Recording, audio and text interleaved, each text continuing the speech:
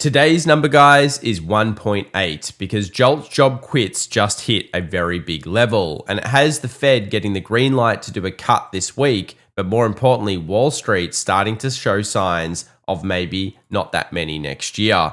Could we see a massive breakout in US 10-year yields, and what does it mean if this does happen for markets? With NVDA chips now shipping overseas once again, what is going on in the AI race, and how does it matter for us as traders and investors? Silver's bonkers move continues. Will we hit $75 an ounce sooner than even we expected? And is Bitcoin in a bear flag? A lot of people sending me this chart, but there are some good signs in the data. Join us, guys, as we cover stocks, commodities, and cryptos and everything you need to know right now. It's going to be an awesome one.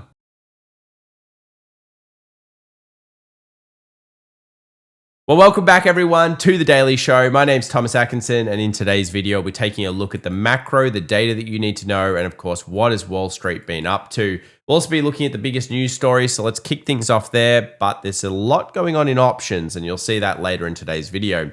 First off, NVIDIA. The big story was, of course, H200 chips being approved again by Trump to be shipped back to China, and this has, of course, a differing of opinion depending on where you're sitting.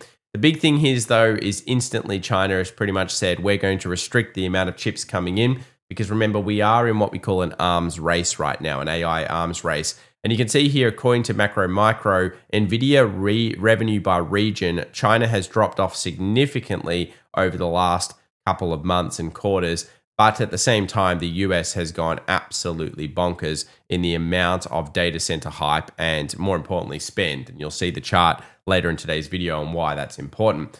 So where do we sit on this? Does it matter for any of us? Is it a big deal? Well, I always go back to this really great analogy that Steve Jobs had, which had to do with honey and bees. And he basically came up with this idea and he used it in his app store and everything to do with iTunes. The idea was you need all coders, developers, and everybody else basically on your platform. And if that happens, then you usually win the race and actually you end up being ahead. Now, I think that's the easiest way to cut this through. I think it is important that everybody is on the NVIDIA platform if possible when it comes to these particular storylines with AI. And that's what China does definitely recognize, which is why it's blocking some of the most powerful chips in the world. So you can see here, no exports and US AI compute share is, of course, looking pretty damn good. If we do have China exports with the H200, you can kind of see where it sits. And aggressive H200 exports, you can see here the difference in terms of supposedly AI compute. Now, China's already been able to get around a lot of this with, of course, DeepSeek earlier this year, not needing anywhere near the compute. And it's amazing what stuff comes up when people are restricted. I mean, we've seen that several times in the course of history, and it's why I think that it's probably better to share some chips than none at all. But I'd be interested to know your comments down below on this one. Obviously, it doesn't really necessarily make us any extra money or not, though. So I think this is a really cool story, very interesting ideas. This is, of course, a maybe counter to all of that. Their H200 is 6 times more powerful than the NVIDIA H20. China will be unable to produce these chips because it takes quite a long time until Q4 2027 at the earliest. So obviously it's speeding up that. And there are always counters to everything. But I do think that overall they're going to get there anyway. And I think that's the important point. They're going to get there somehow. So is it not just better to allow a partially free market and in this case get more people in the ecosystem? So is this good for NVIDIA? Ultimately, yes, it is going to help support the price as long as they can ship more, sell more, they get higher profits. And obviously, this is what's happened to the company, $4.6 trillion market cap. I actually heard a crazy story about Sega and NVIDIA, which I'll post over on my LinkedIn over the weekend. So definitely stay, it's actually going to be later on this week. So definitely subscribe to that down below because it's actually an insane story about what could have been when it comes to Sega and how big a company they actually could have been if they held on to a little bit of shares back in the day. Maybe a story that we all need to learn as investors. The largest cumulative losses for young startups has occurred. This is a new world, guys, that we are in. OpenAI 2024 to 2029. You guys can see here that we have one of the largest or the largest burn ever by record. And of course, we know that MIT studies have already said that 95% of AI projects aren't going to make any money. That's pretty normal with new technology.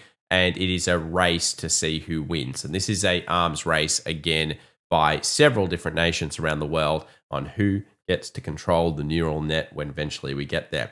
I don't think that'll be I think it'll be a little while away though, if I'm going to go with that. Now, let's talk markets here. Of course, the NVDA news pretty much stabilizes their share price for the time being. The silver news, though, is along the lines of what we've been talking about. I posted this chart over in our X account, and boy, oh boy, the squeeze was big. Take out the high and instantly start squeezing once again. That is a squeeze on a squeeze, and it's getting closer to my $75 target so much faster than I could think of. You know, I was kind of estimating this might take 1 to 2 years. Could we be there in the first half of 2026? Boy, oh boy. I mean, silver's still underpriced to gold. So even at these levels, you might say, oh, well, it's gone too crazy. Everything's insane. But silver is like the mad Ethereum. You know what I mean? Bitcoin moves. It moves kind of a bit. Ethereum moves a lot more. And it's the same thing with gold and silver. But that is a massive squeeze going on there. And one of the things I posted back in 2024, and this actual data was taken as of 2023 from S&P Global, was that it takes a long time to build a mine. So if you have a look here, the number of years it takes on average from discovery to production is 15.7 years. So imagine how long it's going to take to get more things online. So what does this mean? It's a basic question of supply and demand. And obviously the demand is massive and the supply, well, it doesn't look too good when you look at how long it takes. Particularly when you start looking at mine size in some of the countries where it takes a little bit longer to set up.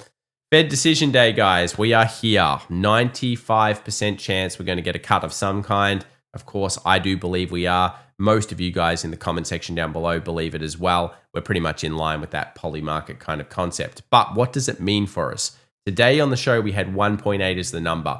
That's the US quits rate with the latest data. Now, the Fed actually uses this quite a lot. Today's JOLTS report showed that quits rate at its lowest level in over a decade, excluding the pandemic period. Historically, when quits rate has been around 1.8%, the Fed funds rate has averaged just under 1% at the midpoint. So it's interesting to see that we're actually well above that, of course, with the Fed's fund rate. But what's happening here is there's a weak labor market. Obviously, the Fed has gone from being dual mandated to not caring about inflation. Don't worry about that, guys. We'll just deal with this unemployment problem we've got. And they are seeing weak demand due to a multitude of different reasons. So people are not quitting. And this is a great read. You can kind of see here how accurate it is when you get this quit, when people in the system start saying, you know what, I'm not prepared to quit anymore. You might notice something about that. It often brings the stagnation of rates or the cuts of rates. Maybe something to keep in the back of your mind for the future. Look at it. It's absolutely a beautiful read.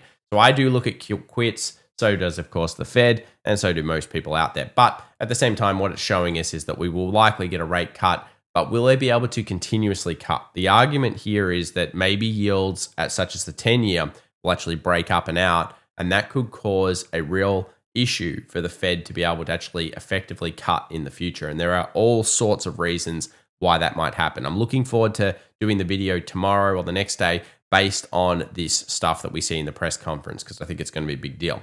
So when the S&P is cut within all-time highs, 1 or 2%, we tend to see usually very good returns 1 year later. We obviously see some shaky stuff in the first month, so that can be up, down, and all around. And you'll see here Blue Curtic has similar stuff to Subu there with, you know, a little bit of 1 month forward being kind of all over the place. So it could create a little bit of volatility. If I had to guess, you'll see in the options later on that 6,700 is the zone of something we need to be watching for as the put support. That's probably where Wall Street will actually pile in if they're going to pile in anywhere. And we'll talk more about that soon. Rolling 3-month flows turn positive here, according to Duality Research for small caps. That's a good sign. It's more of what we've been talking about. A rising breadth in market, although tech has been doing very well as well, and smaller companies breaking out, showing that people are taking on debt and taking on risk. Micro caps, IWC here from Grant Hawkridge. Take a look at that, all-time highs. It's similar. If you take the S&P 500 excluding Mag 7, we have an all-time high. If you take so many of these markets, you'll find all-time highs or close to them And that is pretty incredible stuff. I think it was 12 days up now in a row for the tech sector, which obviously is not negative. And you can see here that when this has happened and we turn into the last 24 hours, only XLK was green on the screen. So that was the last 24 hours. We actually saw a bit of a sell off. Only tech stocks went up. Have a look here at what tends to happen next. Most cases, we are bullish, okay? 2 months forward, 100% of the time. And you might say, well, there's not that many data reads here. Well, these are the data reads of recent times. And I think it's very important to note those because, again, we have quite a lot of them. So good stuff here and awesome stats. Of course, we love bringing this stuff because what it does is it helps us to kind of gain a little bit of edge in the way that the market is structuring up. And you guys know that we've been going for this idea that generally speaking, we're probably going to see a bullish end to the year. And the reason why was because strength does tend to bring strength with it. Even if there's volatility, Wall Street tends to lap it up because they need their bonuses by the end of the year. S&P also posting a massive Thanksgiving week since 1950, the third biggest. I didn't actually know it was that good. It was damn good, but I didn't know it was that good. So, of course, when you get a big one, like back in the 50s, 70s, and 80s, it tend to bring the old Santa Claus. Santa Claus comes in, the rally percentage to the end of the year does tend to be there. Obviously, one bad one, so we'll see.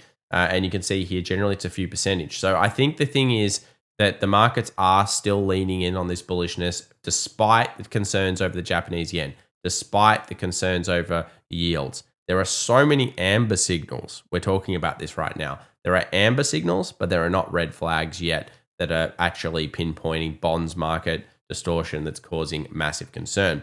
The VIX also got, of course, crushed recently. It spiked up, then it got crushed back down. And you might think, is that good? Again, the 2-month stats are very positive, 100% of the time. So where do we look now? Okay, we've got tech that's rallying pretty well. We've got small caps that are rallying pretty well. What about the energy stocks? Will we see them come out? Remember, they're tied very well to yields. So if we get a 10-year yield breakout, hey, we'll get. I'm winking right now at you guys because I'm just saying, energy stocks might find some buying pressure at that point. First, we saw gold and silver miners. Then we saw, of course, platinum, palladium. Still bullish on those. And then, of course, we've seen copper recently. We've had iron ore. We've had aluminum for all the Americans out there. I know both words. And of course, energy sector, particularly oil services, we've been very bullish on for a month and a half. It's a really interesting sector because, of course, we're seeing here a stagnation in commodities across the last couple of years. This chart from Warren Pies shows the same kind of thing.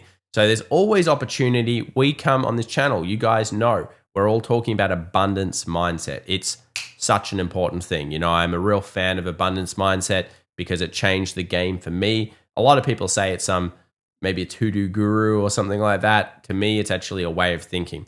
Optimism pays in markets, guys. I know it's easy to be pessimistic. It's easy to be fear-driven.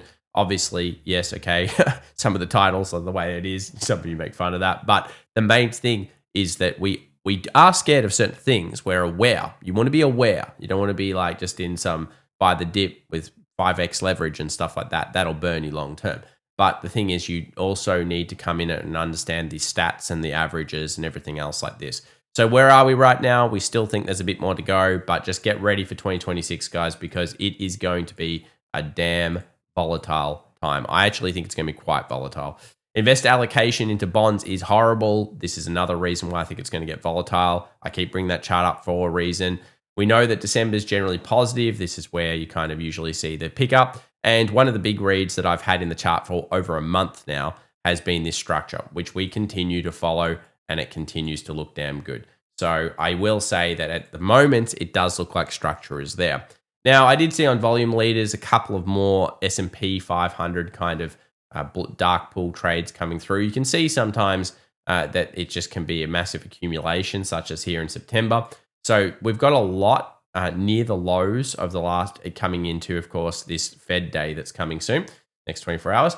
And you can see there's a lot of cluster down here on these lows. They could be buys, they could be sells. They are at support at the moment. We'll talk about that in a moment when we look at the charts. But the main thing is there's something going on here. There's some activity, and activity is fine because once you see breakout from activity, it can confirm the trend or it can confirm the pullback. And then, of course, you look for more.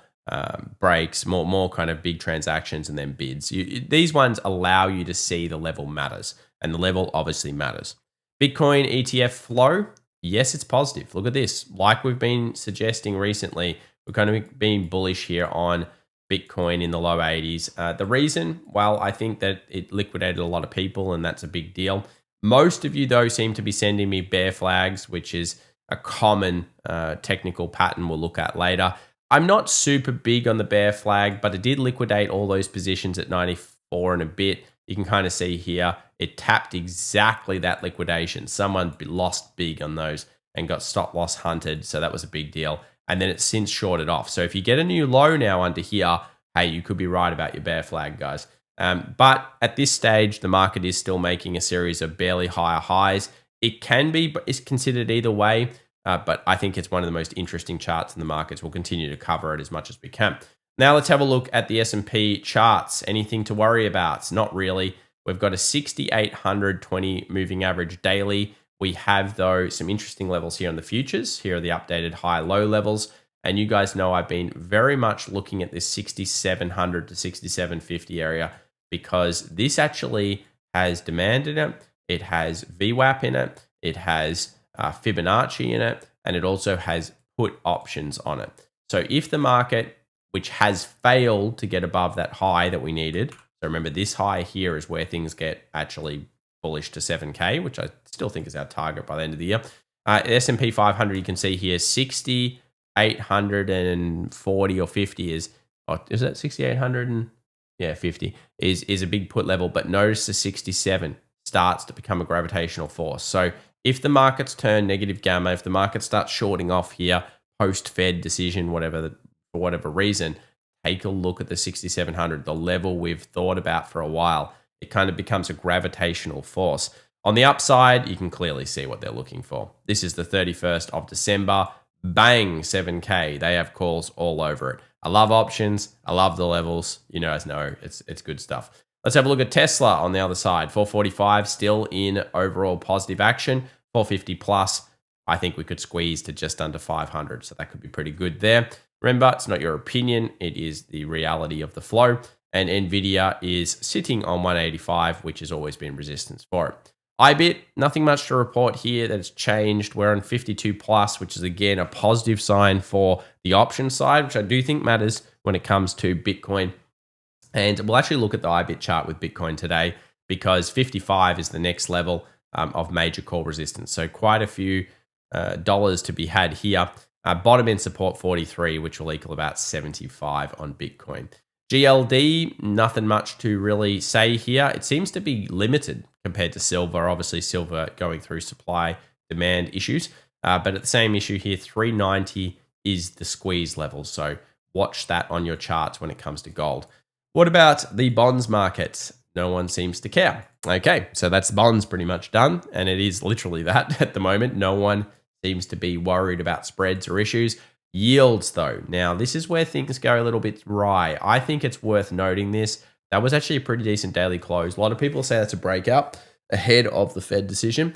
Obviously, you're looking at 4.3. A lot of you will see this as an inverse head and shoulders. That's fair if you know your technical kind of work. And basically, you're going to be targeting about 4.4. So a jigging here of the yields. Now, if you look at the 20Y, you'll notice the 20Y actually has broken up because that's above all the previous highs. Similar setup, similar kind of targets, 5% potentially. You look at the US 30Y, this is, remember, dictated to by Wall Street. Again, a breakup of the yields. So the yields have broken on the long straight range. And this is basically getting people to say, wait a second, are we going back into really high interest rate environment? Because have a look here at the break. Have a look here at where it goes to 5%.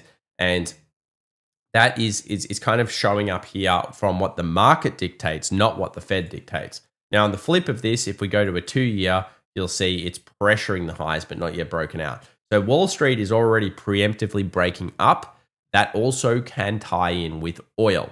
So we'll talk that in a moment. Let's have a look at tech. Tech is quite bullish. It probably is due for a small little sleep, like a little pullback, but That is a massive amount of days up in the row, certainly overbought on the charts. NVDA stabilizing after the H200 drama that's going on there, and semiconductors continues to strengthen big time. That is an all-time high level, and that's versus the SPY. When that's going up, if you're bearish on the market, I don't know what to tell you. That is a very difficult period to be in. You are maybe a super saiyan.